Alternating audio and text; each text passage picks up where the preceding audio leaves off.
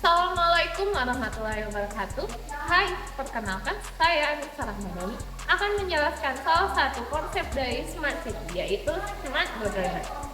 Penerapan Smart Government di Mall Pelayanan Publik Bukit Tinggi ialah dengan bentuk pelayanan satu pintu.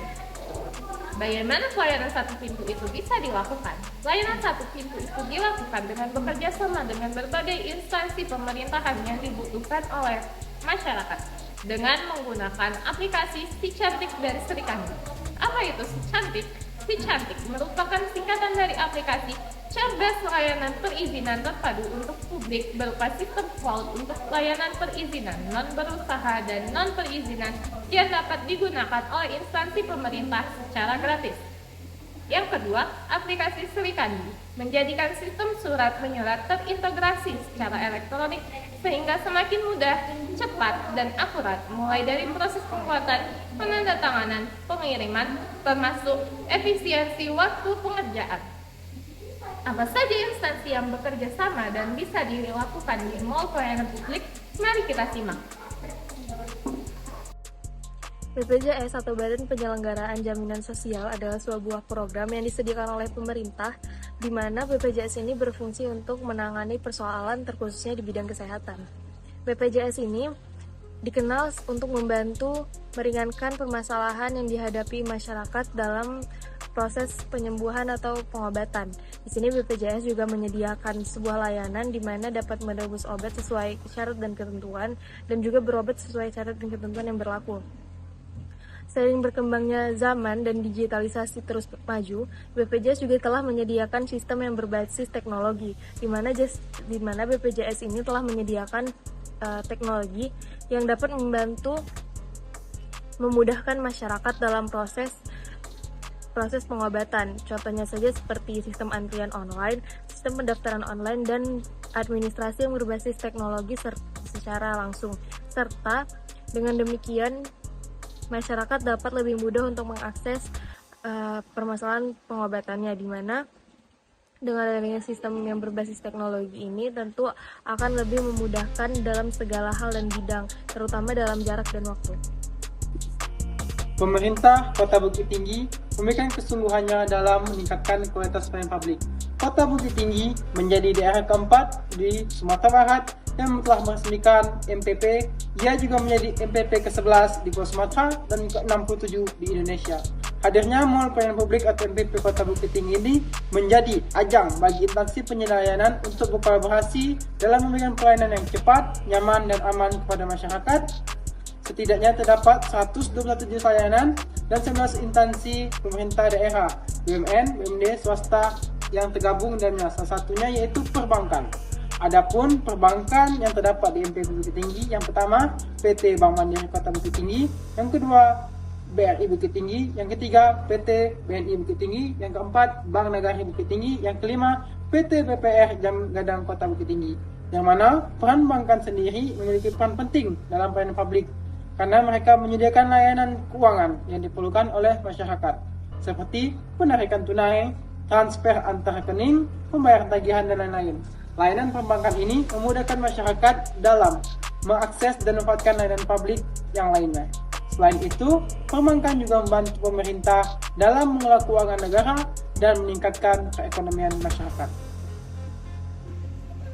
Republik Indonesia Resource atau disebut dengan Polres adalah instansi pemerintah bagian keamanan yang memberikan pelayanan kepada masyarakat dalam 3 bentuk, yaitu preemptif, preventif, dan represif. Di mana preemptif itu sendiri adalah melakukan pembinaan dengan pendekatan kepada masyarakat, di mana mereka memberikan pendekatan dalam bentuk sosialisasi dan membantu masyarakat dalam bagian seperti halnya siskamling. Kemudian ada preventif atau memberikan pelayanan dalam bentuk melindungi, mengayomi, serta membantu masyarakat secara langsung. Dan yang terakhir adalah preventif, seperti halnya criminal justice atau memberikan atau pada dasarnya memberikan pelayanan dalam bentuk pidana, yaitu membantu masyarakat untuk membantu kasus pidana yang dimana dapat memeriksa sebuah kasus, menetapkan tersangka atau lainnya. Itulah bentuk pelayanan dari Polres kepada masyarakat. Itu aja. Kejaksaan adalah salah satu instansi yang berperan pada bidang hukum, terutama pelayanannya kepada masyarakat. Terbukti pada tugas dan wewenangnya, yaitu menegakkan kesadaran penegakan hukum, serta pelayanan untuk meningkatkan kesadaran kepada masyarakat tentang hukum.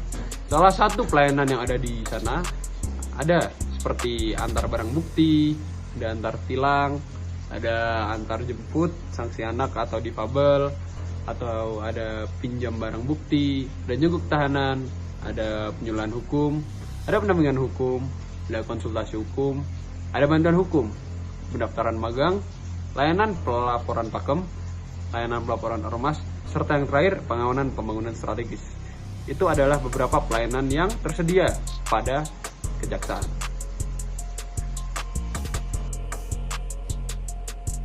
Dinas Kependudukan dan Pencatatan Sipil, disingkat Disdukcapil, adalah lembaga pemerintah yang bertanggung jawab untuk mengurus segala hal yang berkaitan dengan kependudukan dan pencatatan sipil di suatu wilayah, seperti pendaftaran kelahiran, kematian, pernikahan, perceraian, dan pengurusan identitas penduduk. Disdukcapil memiliki peran penting dalam menjaga data kependudukan dan memberikan layanan administrasi kepada warga negara, seperti penerbitan kartu tanda penduduk atau KTP, dan dokumen resmi lainnya.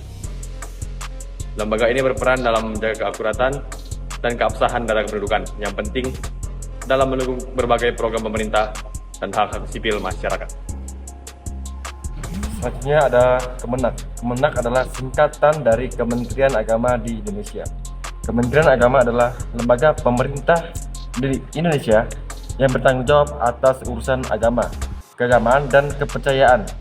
Pelayanan Kementerian Agama meliputi berbagai bidang, seperti agama Islam, Kristen, Hindu, Buddha, dan Konghucu, dan kepercayaan masyarakat. Berikut beberapa jenis pelayanan yang diberikan oleh Kementerian Agama dalam memberikan pelayanan kepada masyarakat di Indonesia. Yang pertama, ada pelayanan keagamaan. Kementerian Agama menyelenggarakan berbagai kegiatan keagamaan seperti penyelenggaraan ibadah, pelatihan agama, serta pembinaan dan pengembangan agama. Yang kedua, pelayanan haji. Kementerian Agama Indonesia juga bertanggung jawab atas persiapan dan pelaksanaan ibadah haji bagi jamaah haji Indonesia. Ini melibatkan berbagai proses seperti pendaftaran, pemilihan jamaah haji Indonesia, dan pemantauan selama musim haji. Yang ketiga adalah pelayanan perizinan. Kementerian Agama juga memberikan perizinan terkait dengan kegiatan keagamaan seperti izin mendirikan tempat ibadah, izin pernikahan, dan izin perizinan kegiatan keagamaan, dan lain sebagainya. Yang keempat adalah pendidikan agama. Kementerian Agama terlibat dalam pengembangan kurikulum pendidikan agama, pengawasan sekolah-sekolah agama, serta penyelenggaraan pelatihan guru agama. Yang kelima, informasi dan komunikasi.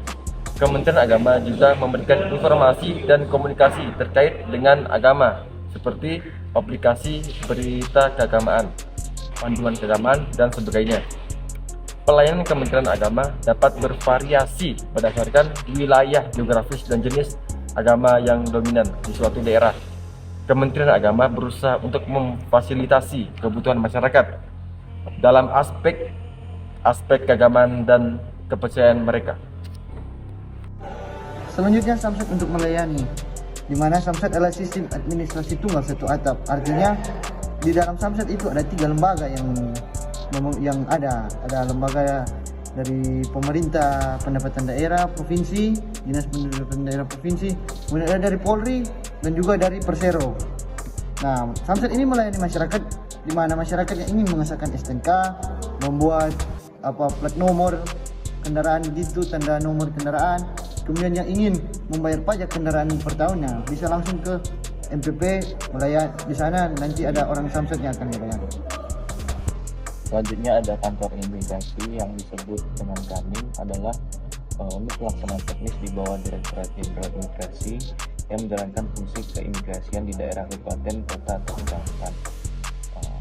Dalam pelaksanaan tugasnya sebagaimana yang diatur dalam pasal yang dimuat dalam Undang-Undang Imigrasi,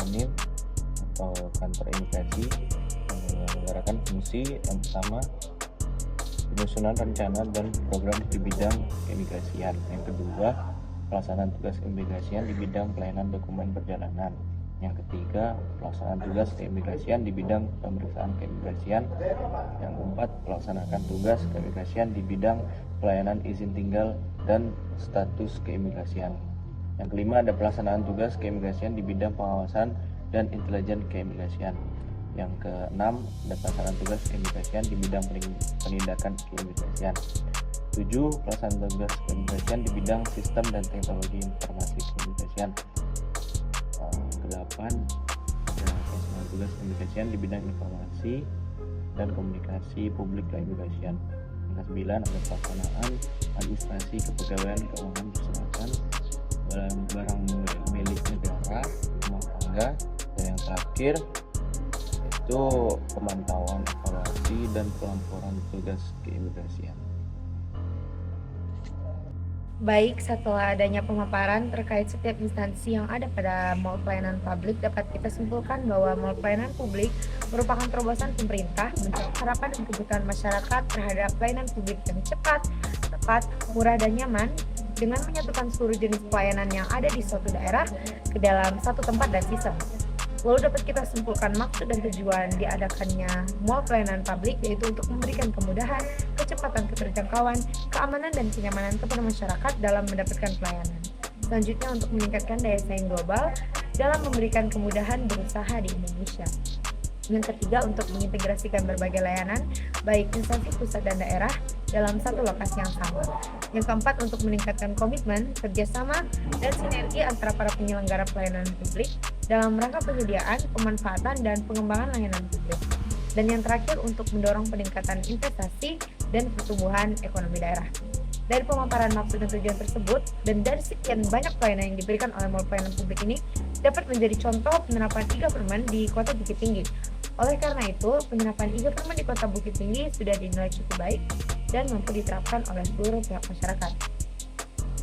Baik, berakhirnya pemaparan saya yang merupakan kesimpulan dari seluruh pemaparan terkait mall pelayanan publik ini, maka berakhirlah pemaparan dari kelompok kami.